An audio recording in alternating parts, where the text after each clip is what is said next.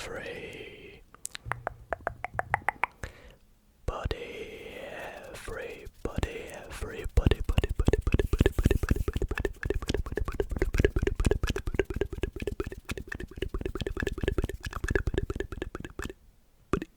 how's it going, guys? And welcome back to another ASMR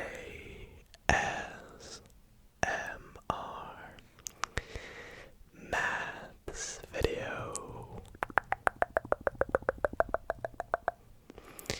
That's right, we are back with a very exciting ASMR maths video today. As you guys know, we have posted multiple maths related videos on the channel in the past, and they're always so much fun. I absolutely love maths, and it's one of my favorite kinds of videos to make. For those who don't know, I do indeed study maths. I'm actually in my last year at university, hoping to actually go on to further study maths and teach it to others in the world. And as many of you may know, in the past we have posted multiple videos where I've solved maths problems, but tonight it's very special because the problems we are going to be tackling and solving in tonight's video all in a relaxing and satisfying, calming way, which is very mathsy. I think it's always fun solving problems, and it's always nice and satisfying when you do. But all the problems in tonight's video were submitted by you guys watching. I put out a post on my community page earlier last week asking you guys to submit some maths problems, and said that in tonight's video, as exam season approaches, that I would solve them all whilst helping you guys relax and fall asleep, maybe give you an interesting and exciting ASMR maths video. And so I really hope you all do enjoy. It's also raining in the background tonight, so hopefully that adds a nice little bit of environmental ambiance. And if you guys do enjoy tonight's video, then be sure to drop a big thumbs up. It would really mean a lot to me and helps out the channel quite a bit. And speaking of maths, according to YouTube statistics, only about 35% of you guys are subscribed. So if you guys do enjoy this video tonight, then why not consider subscribing? Never miss a post, never miss a new video. And yeah, without further ado, we shall just get straight into these problems. I'll put timestamps below and for what each problem entails. And let's get started.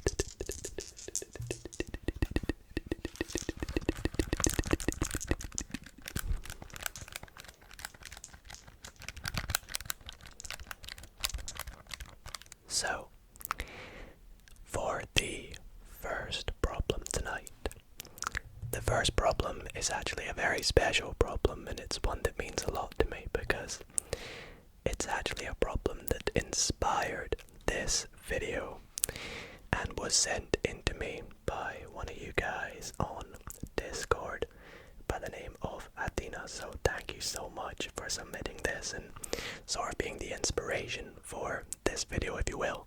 If you guys would like to join our Discord, it's a great place to hang out, chat to some of us, including myself, and I will put a link to it in the description.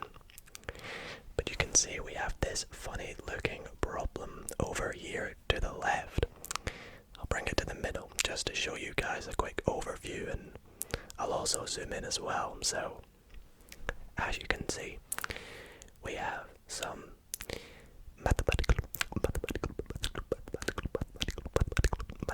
equations. The top one says 3 of this guy added together gives 99. The second line reads, the guy multiplied by a baseball, glove, and a ball equals 165. The third equation reads, the glove plus 2 balls is equal to 7. And the final line says a man, but if you look really closely, instead of an eyeball, he's got one of the balls as his eye. That's quite funny. Plus the man with a glove on times the ball equals question mark, and that is the problem that we've got to solve. We've got to work out what that question mark is. So we're going to try and solve this. Let's take the lid of our pen, take the lid of the pen, and stick it onto the back, and we'll get started. So the way we're going to go about solving this is, first I'm going to note down here in the corner that I'm going to let some variables equal particular things, just to make this a bit easier to use algebra. So I'm going to say let M equal the man, let G equal the glove, and let B equal a ball. And this is all individual, so a singular man, a singular glove, and a singular ball. So from the first equation, we're going to call it equation 1.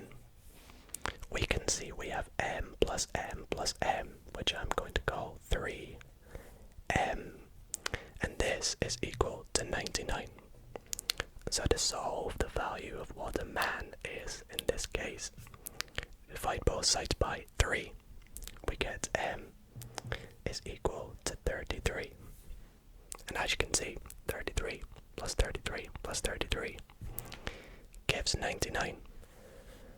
So, moving on to the second equation here, we have M plus.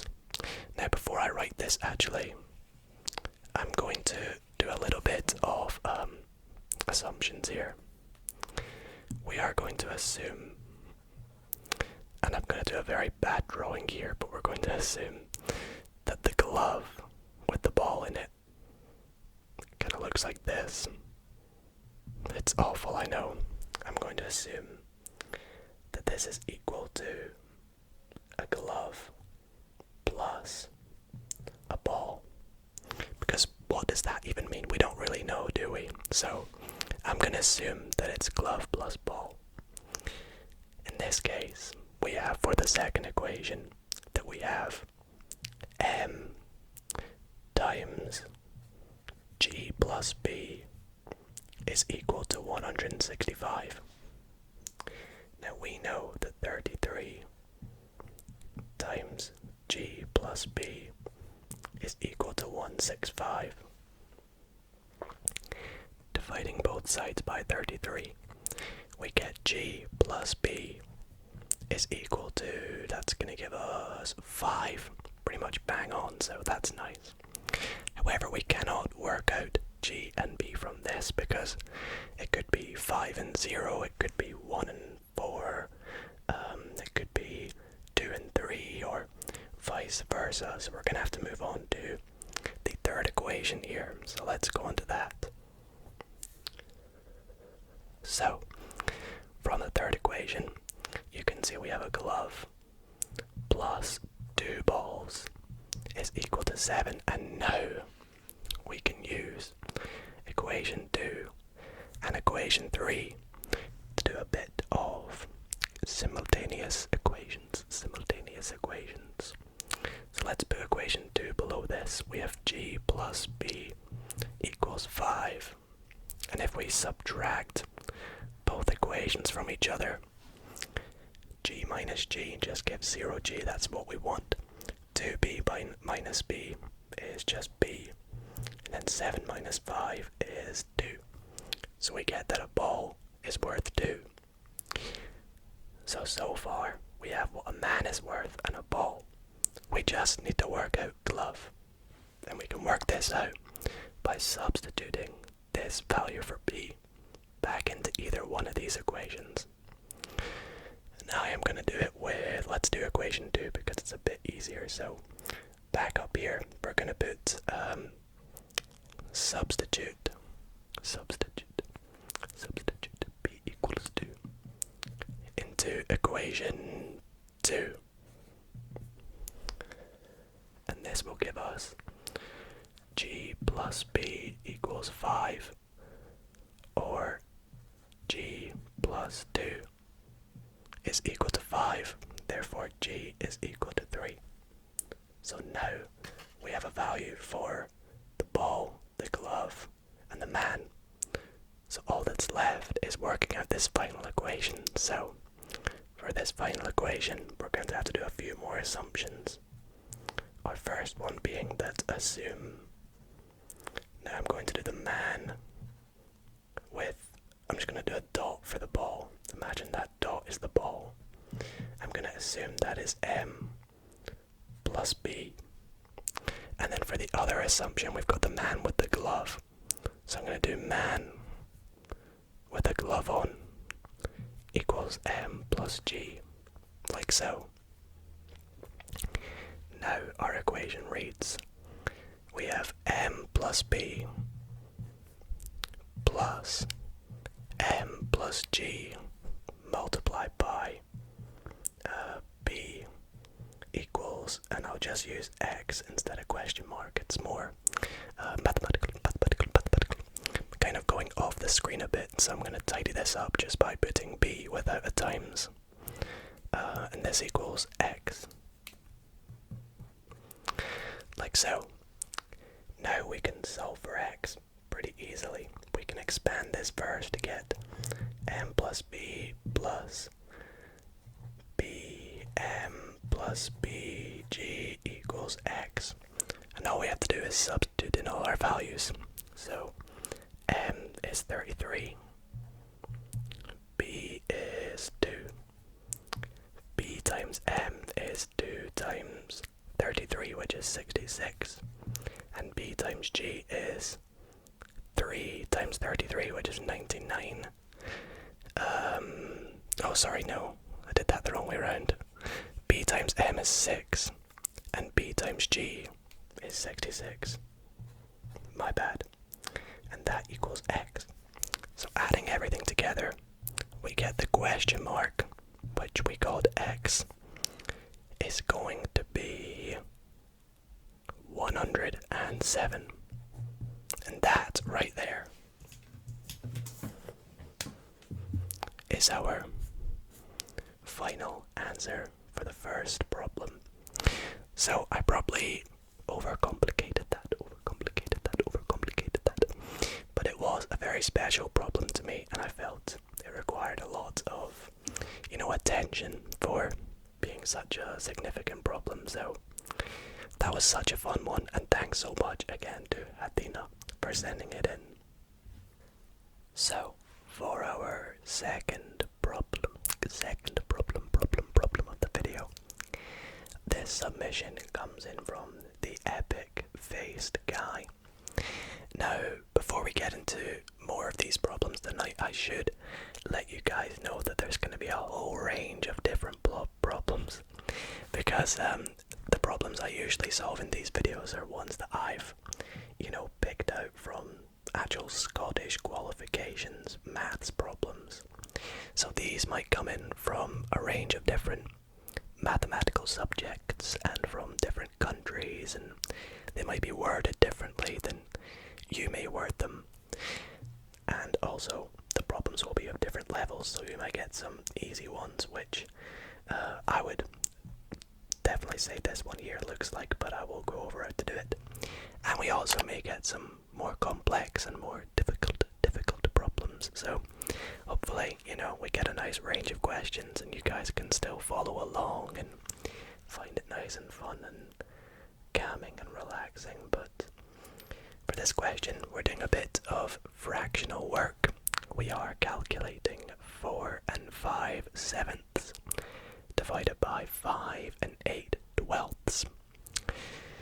Now immediately we can actually simplify this up to have it be 4 and 5/7 divided by 5, and, well, 8/12 is actually just the same as 2/3.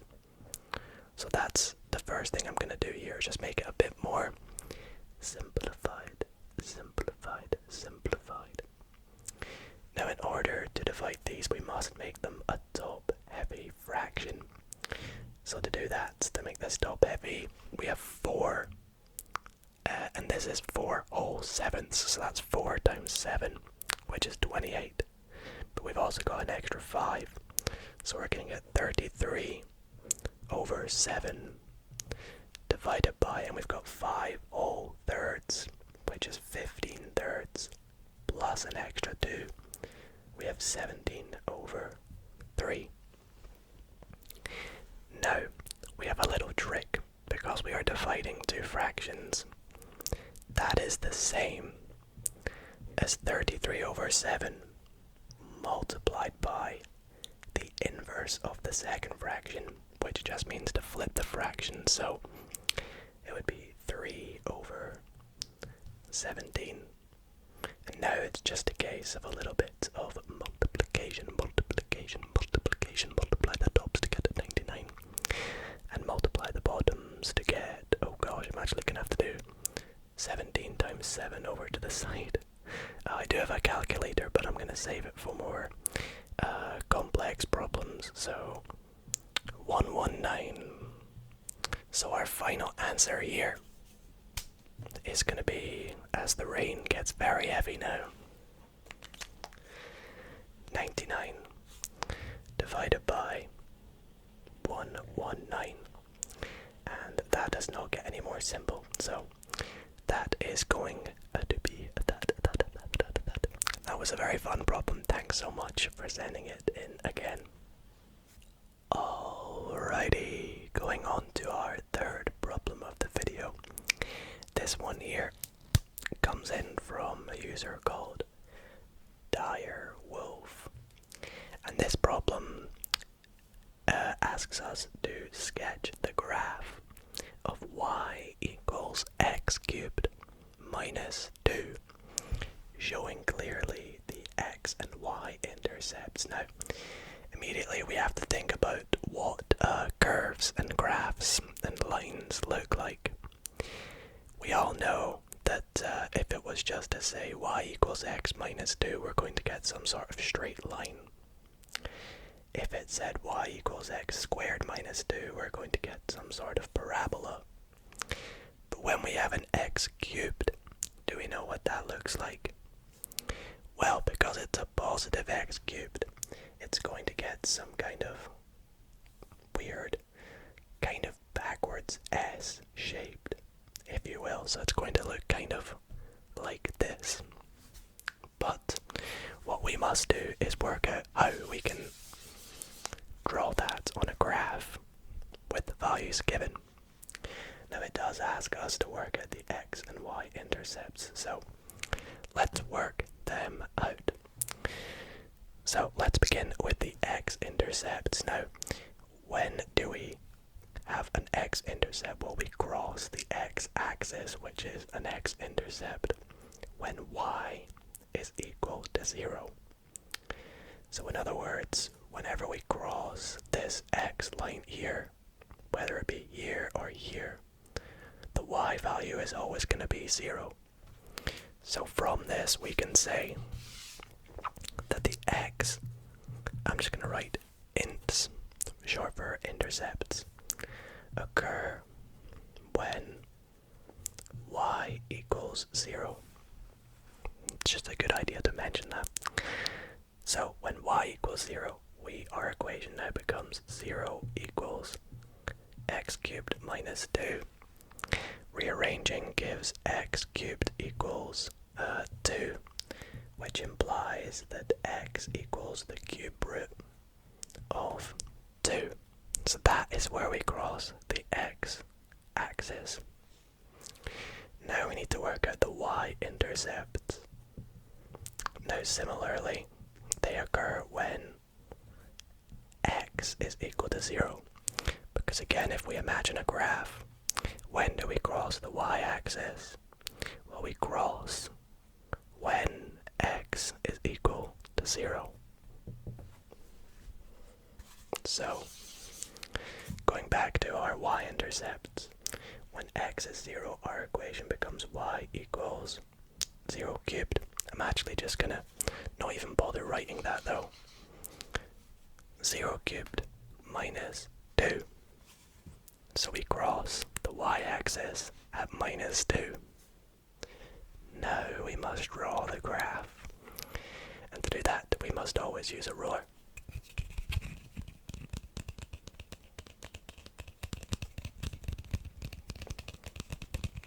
So let's get that out.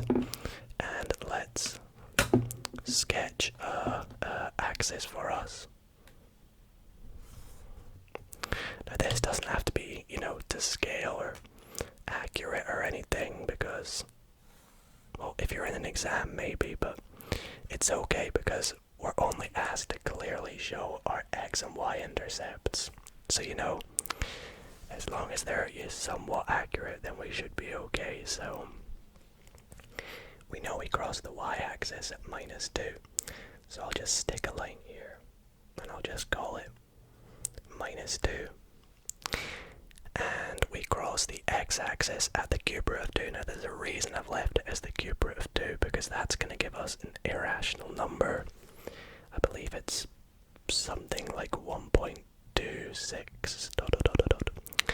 So I'll just put it about here, and I'm just going to actually call it the cube root of 2. It's completely fine to do that. We should probably label this as y and this is x. Now all that's left to do, I'm going to extend this down a bit, is draw in our curve.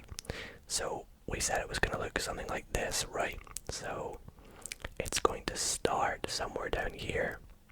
Now as it crosses the y-axis, it's kind of going to be almost, in line with it. So as we cross this line, it's going to kind of come in like this. Then it's going to curve up, cross the x-axis, and go up, and this side's going to go down and down and down like that. And that's exactly what we're looking for with our shape of the curve. And usually we write y equals x cubed minus 2, just so we know that that is what our curve is. So that is that problem of fun week curve sketching 1. Let's move on to the next problem. Up next, we have a pretty wordy question, I must say. And I have printed out a little diagram, and I definitely printed out a little bit too small. But this question was sent in from a good mod of my Twitch streams. Be sure to follow me on Twitch, by the way. Link it in the description. By the name of Mercury. And it looks like it's to do of volumes of solids of revolutions, which I love. A little bit of integration. And the question says, the diagram shows part of the finite region R bounded by the curve y equals f of x, where f of x is the equation x squared plus 4x plus 4, the y-axis, and the lines x equals 4 and x equals 9. As you can see, it's quite dark, but that's a printout of the graph. It's mainly just for me to see, but you guys can maybe make it out. So basically what this is saying is we've got this curve y equals f of x, and it's bounded between, we've got this region R in orange, bounded between that curve, the y-axis, and the lines y equals 4 and y equals 9. Part A asks us to show that the equation y equals f of x can be written as x squared equals 4 minus 4 root y plus y, okay? And then part B says the region R is rotated through 2 pi radians about the y-axis. Find the volume of the solid generated. Okay, so let's begin with part A. I'm just gonna temporarily get rid of part B to give me some room, but I'll bring it back when we get to it. want to show x squared equals this. So the first thing to do here is, well, we know that y is equal to this thing here, so I'll start out by writing y equals x squared plus 4x plus 4, since f of x equals y. And we can actually factorize this right hand side to give us x plus 2 all squared, because if we were to expand that, we'd get x squared plus 2x plus another 2x to give us 4x, and then plus 4. Now what we can do is we can take the square root of both sides, which looks like we're going to need to do anyway because we've got this square root y. So if we take the square root of y and the square root of x plus 2 squared, we're left with just x plus 2. But we don't want this, we want x squared.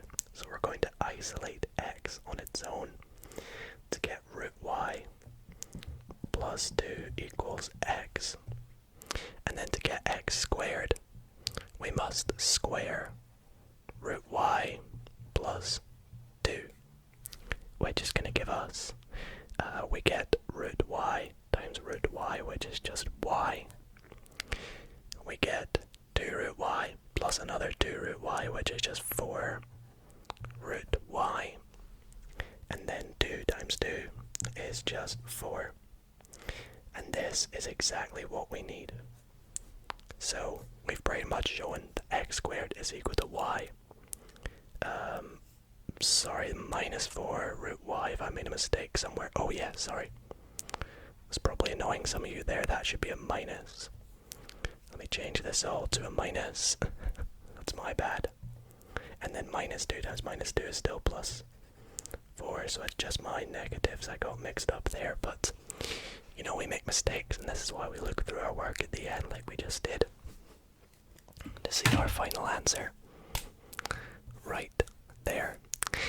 Now, this is actually just one method of doing this. There is another way that I found out before the video, but it's a bit more complicated and involves the quadratic formula.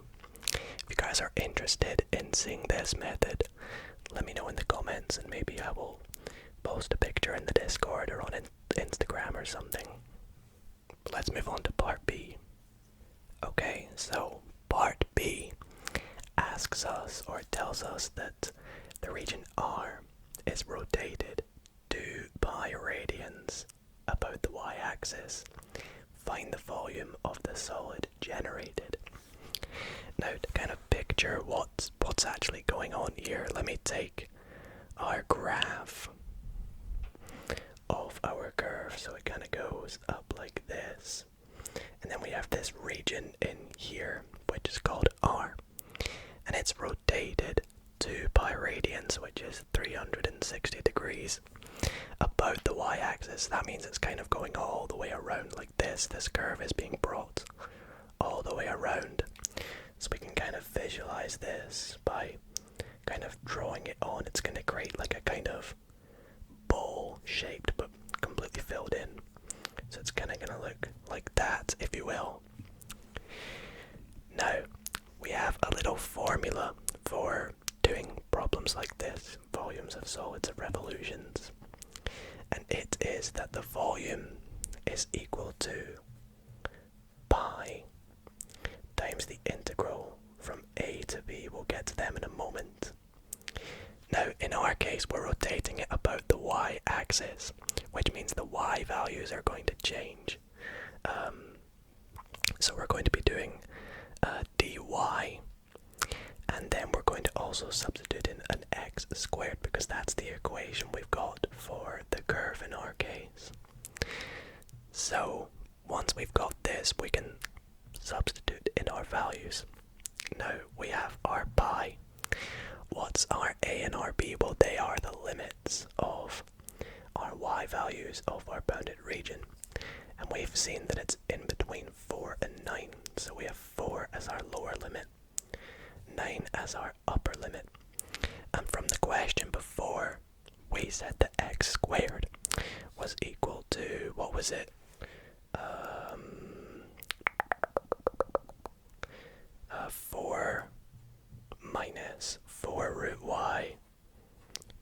plus y. Now I do have my calculator here because we're going to need that in a moment, but I'll put it off to the side right there. Dy. And when we integrate, we are going to get that it is pi. I'm just going to put this in here because we're going to do some limit evaluations for integrated with respect to y is 4y minus 4 root y. Well, that's the same as 4y to the half, or minus 4y to the half. Now y to the half, increase the power by 1, is y to the 3 over 2. Then we divide by 3 over 2, which is the same as multiplying by 2 over 3 by negative 4. So we're actually going to get negative 8 over 3 y, I believe, to the 3 over 2. And then y integrated is y squared divided by 2 is half y squared. And we are doing this between the limits of 4 and 9. Now I would, if I didn't have a calculator, plug in all these values and evaluate it, but we're lazy here in maths. We're just going to use a calculator. So we're going to have two things subtracted from each other.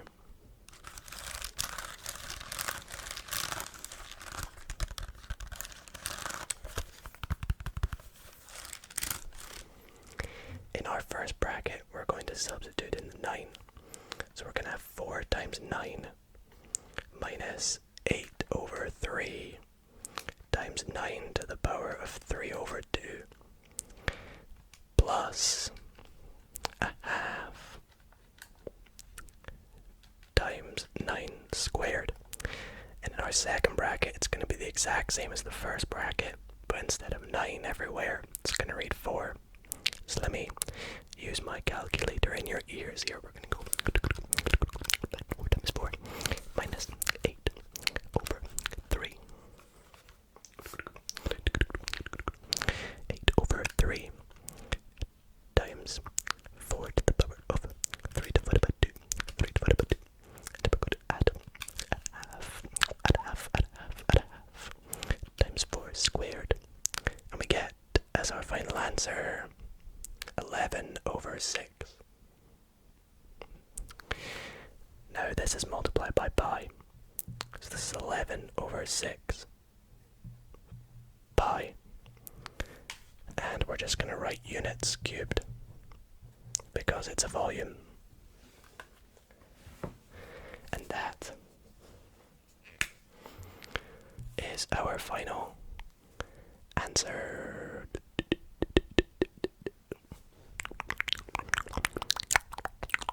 So, for our next problem, this is actually two separate problems that I got submitted in by some of you guys through the YouTube post I put out.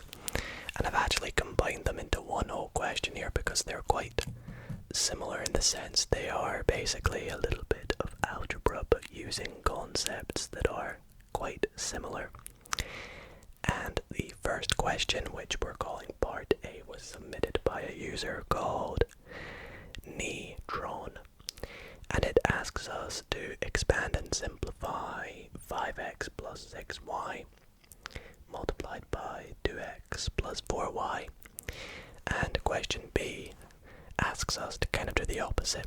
We're asked to factorize the quadratic 2x squared plus 16x plus 14, and this was submitted in by a user called Trollface. So thank you both for submitting these problems. I love me some expanding and simplifying and some factorizing. So let's get into part A first.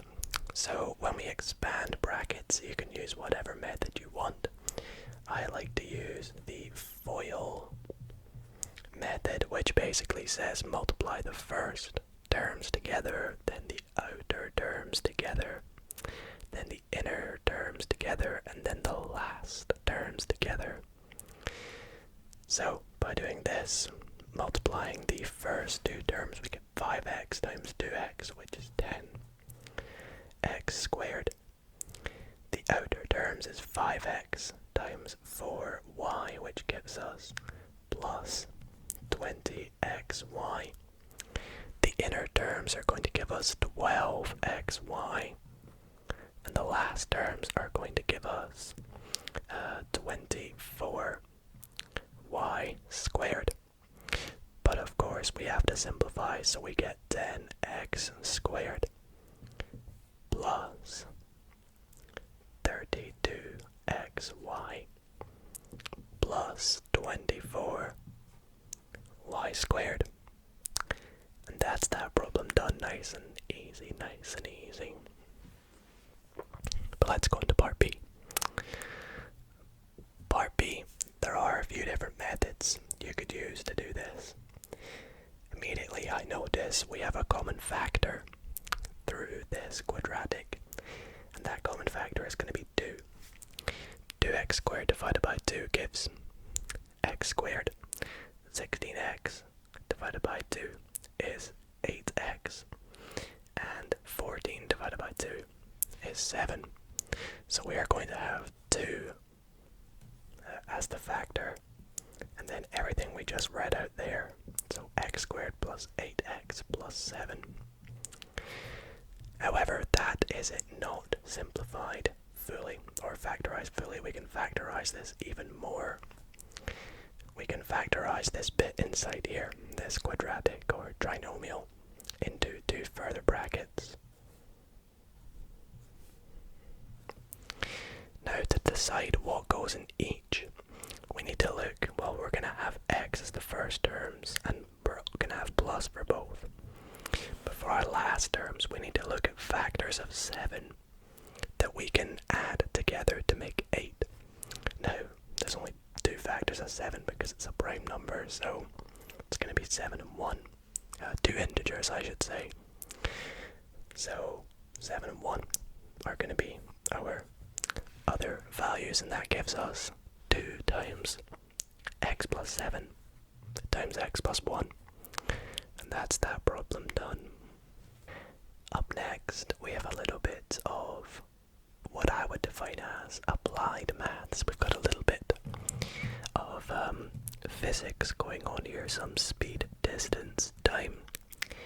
And this problem, which kind of looks a bit familiar, was submitted in by email by a user called J Flay. So thank you, J Flay, for your submission. Let's take a look at what we're working with here. So we have a little diagram which I'll get to in a moment, and it says a car averages 15 miles per hour for 1 mile.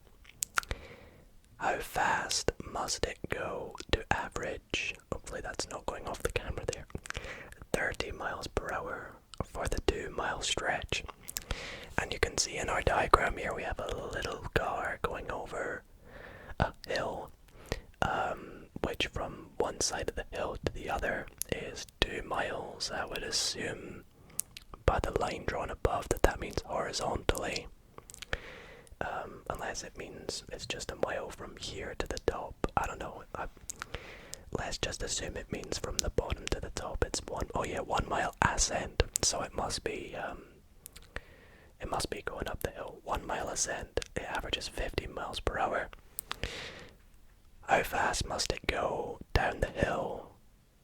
Oh no, how fast must it go to average 30 miles per hour for the entire 2-mile trip?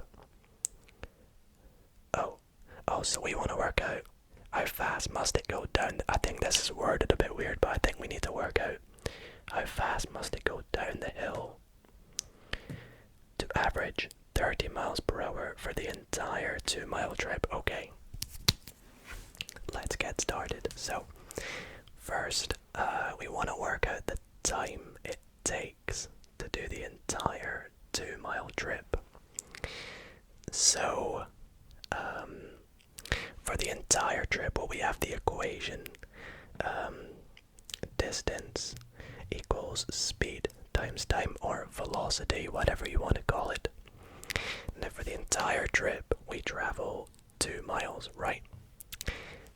And we average 30 miles per hour, and we're working in miles per hour, so our time is going to be as a value of hours. So to work out our time t, we just do 2 divided by 30, which is 1/15 of an hour, which is actually quite easy to do. It's just 4 minutes, if you will. Now you could leave it as, 1/15 of an hour, or 4 minutes, is up to you. So for the entire trip, it takes 4 minutes to get up and down the hill.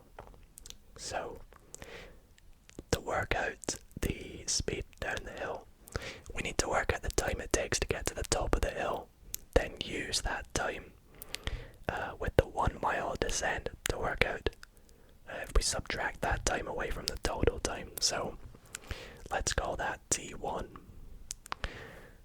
So for our second equation, we again have t equals vt. Our distance on the way up the hill is 1 mile, our speed is 15, and our time 2 we want to work out. And hang on a minute, if I made a mistake here, because this gives us time 2 is equal to 1/15 of an hour as well, which is 4 minutes. That's a bit odd. So I've definitely done this correct. So that means the time it takes to get down the hill is 4 minutes, subtract 4 minutes, which means it takes 0 minutes to get down the hill. Okay, let's call t3 equals t1 minus t2, which I'm gonna just write time downhill. So that equals 4 minus 4, which is 0 minutes. So therefore, d equals vt, the second mile. The speed we don't know. Yeah, now we get 1 equals 0, which, as we know, is not true. So this is kind of, a bit of a paradox, if you will. We could write a little statement saying, therefore, the car must... Well, let's think about this. If it takes 0 minutes to get down, it must travel infinitely fast. So we'll say the car must travel infinitely fast to average 30 miles per hour for the 2 mile stretch. Let's just call it for the 2 miles, which is impossible. Impossible. And we'll leave it at that. That's quite a fun problem. I don't know if I've made a mistake there. I'll kind of have to look back at this in editing, and who knows, it might not even make the video if I'm wrong. But if you guys can enlighten me in the comments, maybe this is some sort of famous problem. I don't know. I'll have to research into it. But thanks again for the problem, Jay Flay. And let's move on to the next one. Before we move on to our next problem, I would like to quickly apologize for my inability to write in a straight line. It's quite difficult to do on a whiteboard. But this problem was sent in by a user called Milo.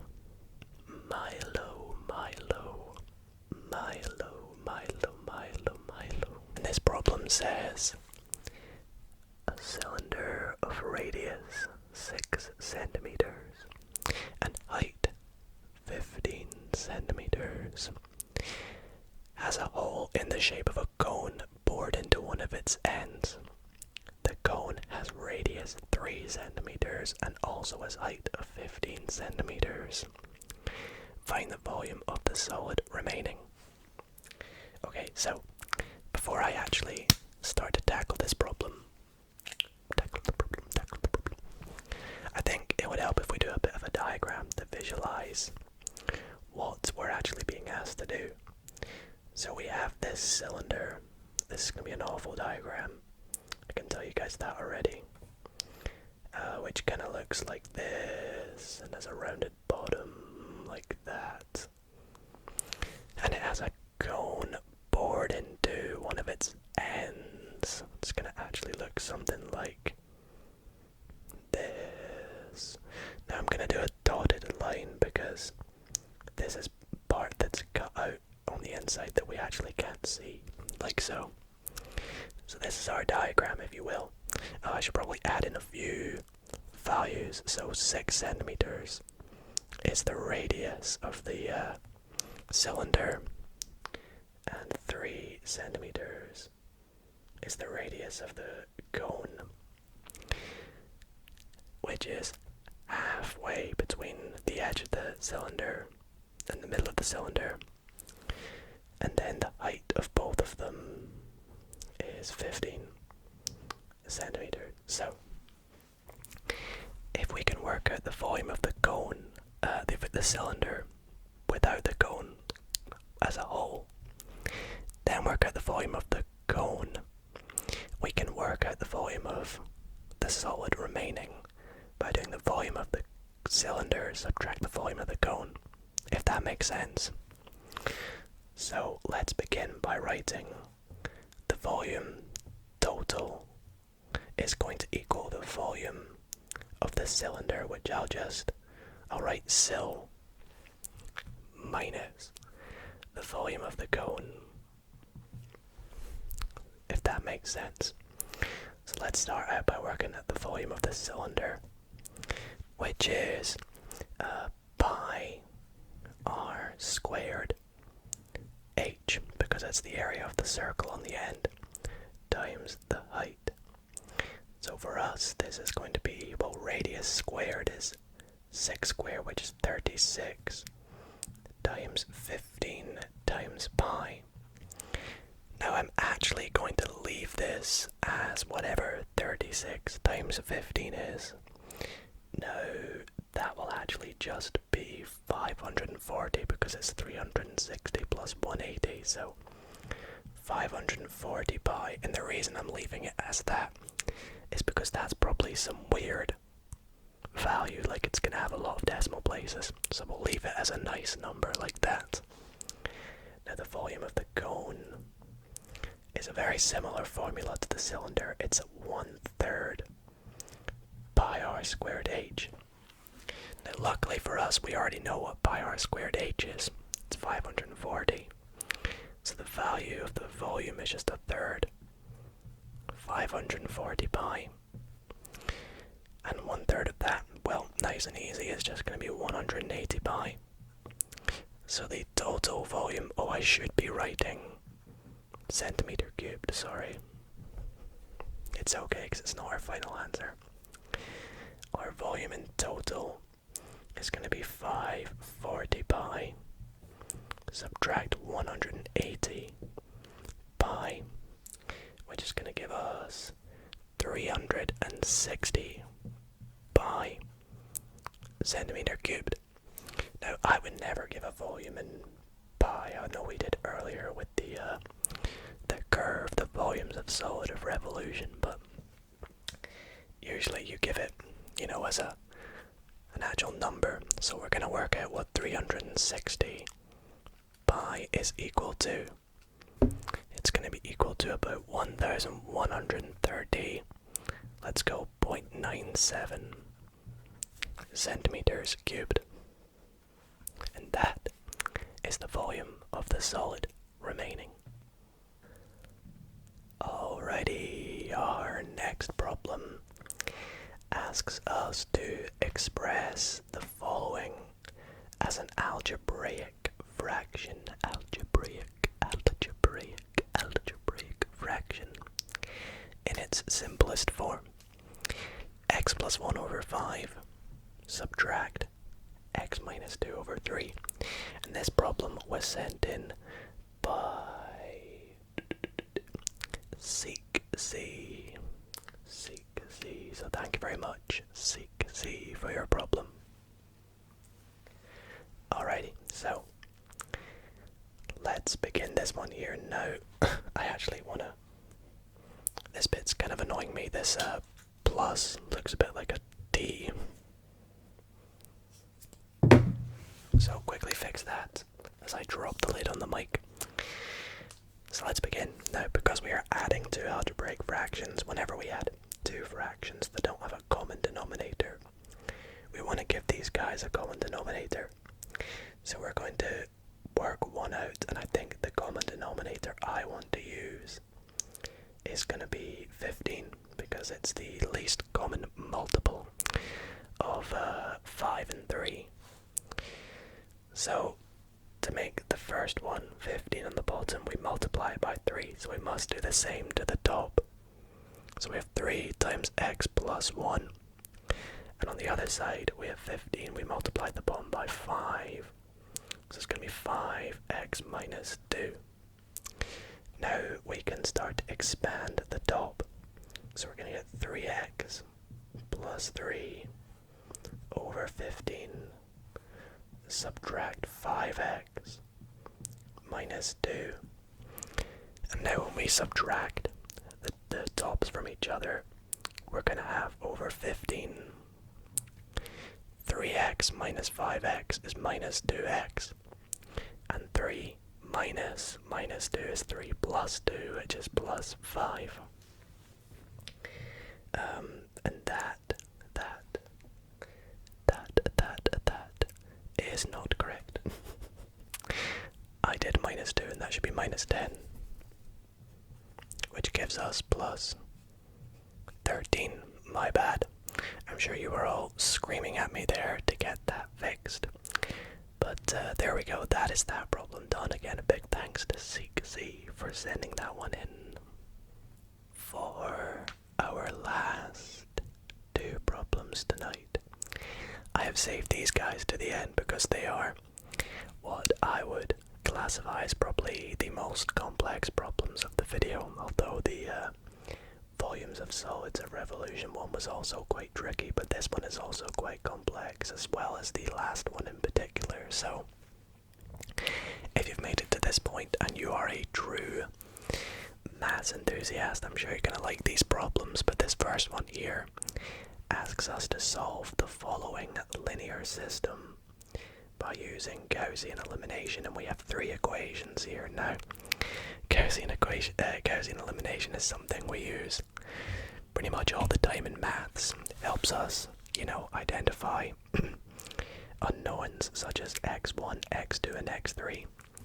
So, for those who don't know, what we're actually doing here is using a bit of matrices to help us work out values for x1, x2, and x3 that satisfy all three of these equations here. So just by inspection, you could pick values for these to be, x3 could be 2, x2 could be 1, and x1 could be 3. That, meets the requirements for the first line, but it might not for the other two. So we want to find the solution set that meets all the requirements. So to do this, we start by making our augmented matrix, which I'm just going to call aug. And it's going to have the first row as the coefficients of the first equation, which is 1, 1, 2. Same with the second, minus 1, minus 2, 3. And the last is 3, minus 7, and 4. And then we add our bar, because on the right hand side we have our values that they equal. Now we must do a series of row operations to try and get zeros in the bottom left. I want to get 0 here, 0 here, and 0 here. So I think our first row operation is row 2 is going to become row 2 plus row 1, because that gives this minus 1 a 0. Our second one is row 3 is going to become row 3 minus 3 row 1, because that will turn that 3 to a 0, and we'll have to do one more after to change this minus 7 or whatever it does become to a 0. So when we do this, we are left with the matrix. Well, the top line's just going to stay the same, 1, 1, 2, and 8. Our second line, well, we know we've got these two values to be 0. We got minus 2 plus 1 is minus 1. 3 plus 2 is 5, and 1 plus 8 is 9. And on the bottom row, we're going to get minus 10 when we do minus 7 minus 3 times 1. Then we've got 4 minus 6, which is going to give us minus 2. And then we're going to have minus 14 for 10 minus 24. Now our last row operation we must do is row 3 becomes row 3. That's not even an R, that's a B. Becomes row 3 plus 10 row 1. Because that will turn this 10 into a, actually no, not plus 10 row 1, sorry, it's row 3 minus 10 row 2. Because we want to maintain this 0 here. So when we do that, we are going to get, well, the first 2 rows will stay the same.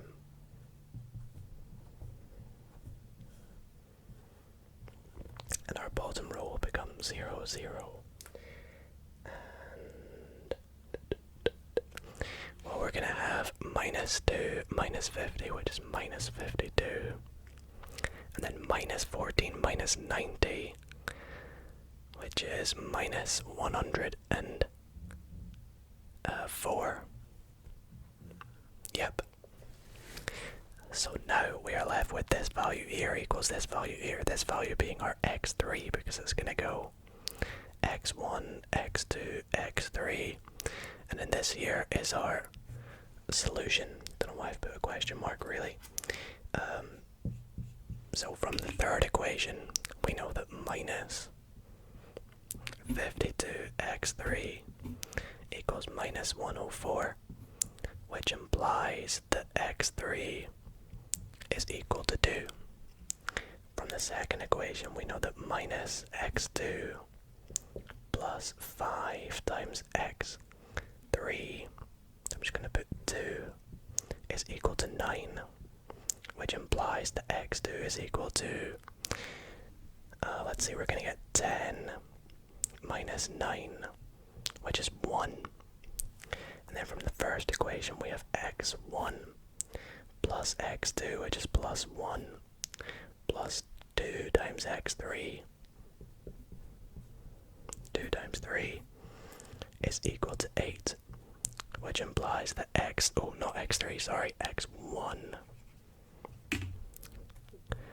is going to be equal to 8 minus 1, 7 minus 6 is, no.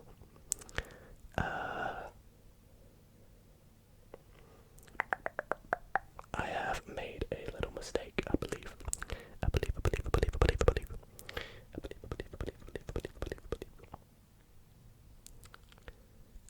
Where have I made a mistake? It's not 3, it's 2. 2 times 2, which is going to give us 3. So we are left with this as our solution set. x1 is 3, x2 is 1, and x3 is 2. And there we go, a little bit of solving linear systems by using Gaussian elimination. For our last problem of the night, this one's probably going to be quite a long one, because we are doing a little bit of work with the Taylor series. Now we'll get into what that is in a sec, but we are asked to find the Taylor series of the function f of x equals tan x up to x to the power of 4 with x equals 0. Now this problem was submitted by Dido at Masu. So Dido, sorry if I'm saying your name wrong, thank you so much for your submission. I'm actually very excited to do this because it's been a while since I've worked on the Taylor series. Now, what is the Taylor series? Well, the Taylor series is an equation that basically tells us that f of x can be equal to f at a value a plus derivative of f at a over not 2 factorial. It should be 1 factorial to start with. 1 factorial multiplied by x minus a plus the second derivative at the value a over 2 factorial multiplied by x minus a squared plus, and then dot dot dot, because then it's going to be the third derivative over 3 factorial x minus a cubed, and so on and so forth. Now, unfortunately for us, we have a very difficult function we're working with. Our function is tan x, and if you've ever come across tan in maths or trigonometry or calculus before, you'll know that it doesn't have very nice derivatives, or, you know, trigonometry is just quite a difficult area in maths. So we're going to have a very big question here. But our first thing to start with is by working out the derivatives of tan x up to its fourth derivative. So we'll begin by noting that f of x equals tan x. Now, everyone should know that the derivative of tan x is just sec squared x. It's a little trigonometric function that you may have learnt in calculus, and to help us work out the second derivative, I'm actually going to just write this as sec x multiplied by sec x, because we're going to be doing a little bit of product rule here, because we know that the derivative of sec x is just sec squared x tan x. So when we're finding the second derivative, the derivative of sec x is sec squared x tan x. So we have sec squared x tan x plus sec squared x tan x. And the reason it is this is because we're doing the product rule. So what we're going to have is sec x multiplied by the derivative of sec x, which is sec x tan x. So that gives us sec squared x tan x. So I meant to say the derivative of sec x is sec x tan x. I don't know why I've not put brackets in there. So that's how we get sec squared x tan x, because we keep the first one the same, multiplied by the derivative of the second one, gives us sec squared x tan x. That's what I meant to say, sorry. Moving on to the third derivative, I'm actually gonna, instead of using 3 dashes now, I'm gonna denote it f3x. Now here it gets a bit more complicated. Firstly, we can actually make this a bit easier by writing 2 sec squared x tan x. But now we have another product rule. Got a little times in there, you see. So for this product rule, we're going to start by working out the derivative of the first one. Bring the power on down to the front, we get 4 sec x. And then don't forget to multiply by the derivative of sec squared x, which is just sec x tan x, I believe. Oh no, sec x tan squared x. And then we are going to add, because we need to remember it's sec x tan x, but then we need to keep the second one the same. So that's why it's tan squared x. And then for the second one, we keep the first one the same and multiply by the derivative of tan x, which we said was sec squared x.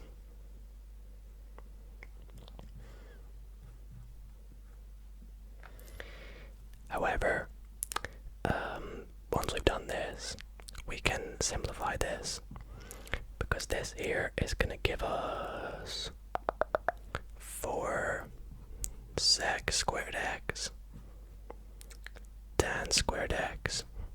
In fact, I'm going to do this on the line below. It's quite a big equation. So this is going to give us 4 sec squared x. You can see there. Tan squared x plus 2 sec to the power of 4x. And we actually have a common factor here of sec squared x.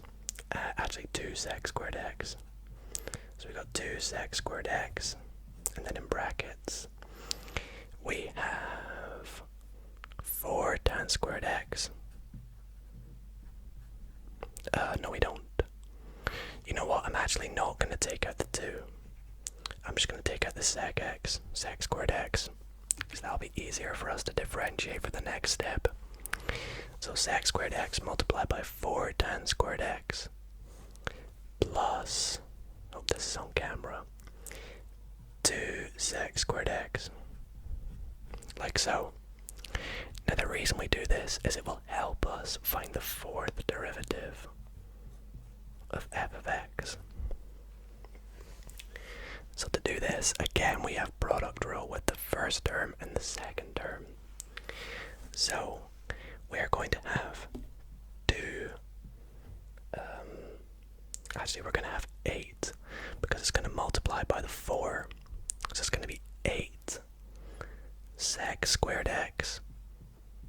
I'm going to keep that in brackets. Multiply by sec x. Multiply by tan x, sorry, because it's sec x tan x. Multiply by tan squared x. Gives us tan cubed of x.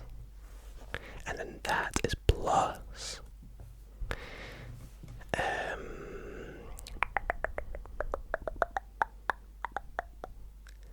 we're gonna have plus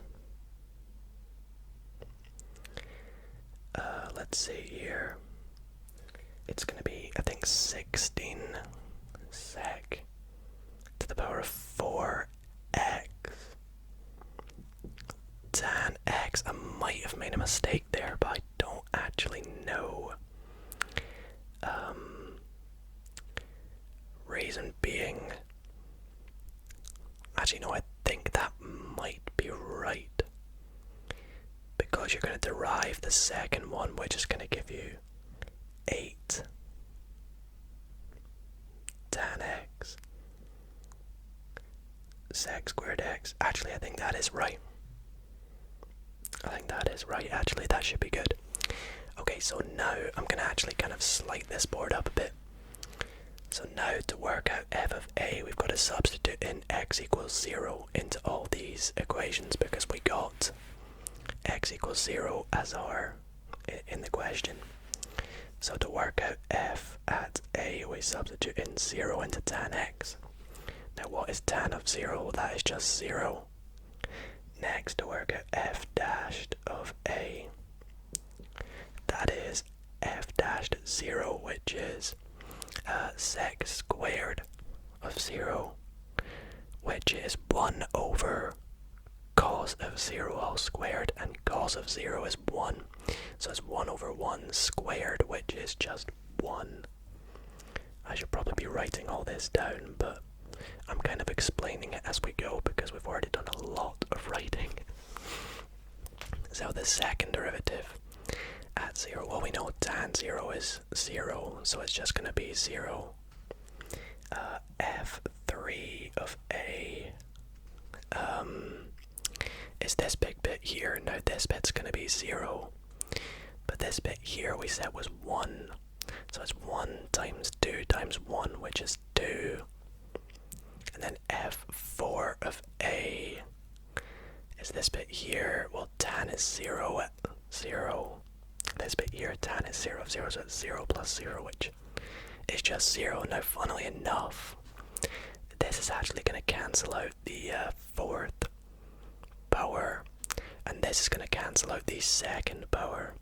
So our equation is actually just going to be f of a plus f dashed a over 1 factorial x minus a plus, and I'm going to write it in here because we are actually going to use it. So I kind of like to visualize it. We're going to have f3 at a over 3 factorial x minus a cubed. And that's as high as we're going to go. And we're not going to include this one. That's just to remind me. So let's get into our final answer. So our final answer of our Taylor series is f of x is equal to f of a, which we said was 0. Oh, so that's also a 0, so we don't include that either. F dashed of a, which is 1 over 1 factorial, which is just 1, multiplied by x minus a, which is x minus 0. This is actually turning out to be a really weird answer. So this is just x. This term here, because it's 1 over 1 factorial times x, which is just x, plus, now we move on to the third term. The third derivative at a we said was 2. So this time it's 2 over 6, which is 1/3 x minus a squared, 1/3 x squared. Cubed. And that is actually